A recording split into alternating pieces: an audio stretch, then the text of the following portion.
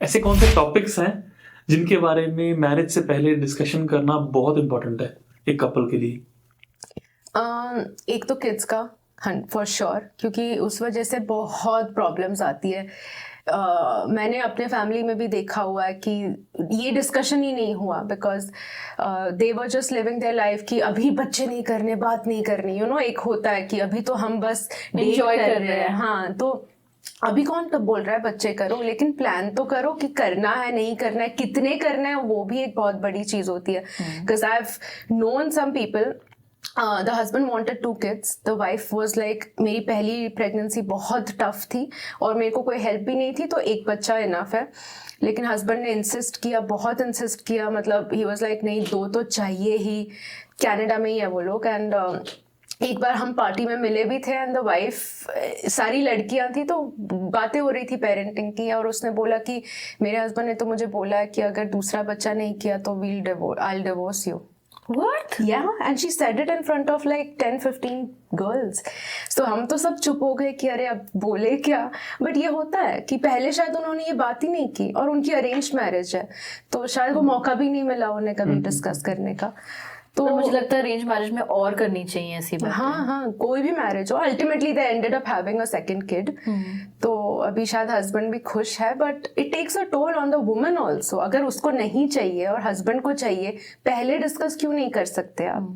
At least you come to a common ground, right?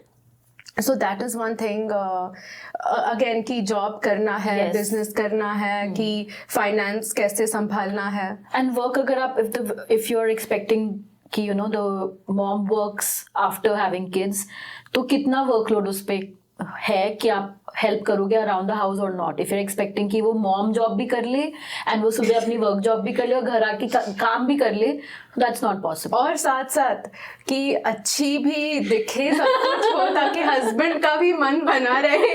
So all that is very tough. ये सब कुछ discuss होना चाहिए। आई थिंक इस पे ज्यादा इंफॉर्मेशन स्प्रेड होनी चाहिए, स्पेशली पेरेंट्स के लिए, क्योंकि अरेंज मैरिज में तो वो ही रिश्ता बनाते हैं, but they never discuss this because and if the I feel अगर वाइफ जॉब छोड़ रही है किड्स के लिए, क्योंकि मोस्टली होता है मदर्स ही सैक्रिफाइस करती है, which is okay. And I feel the kids need the mom, right? तो मेरे को लगता है वो sacrifice भी नहीं बोलना चाहिए, I would happily do it for my kids।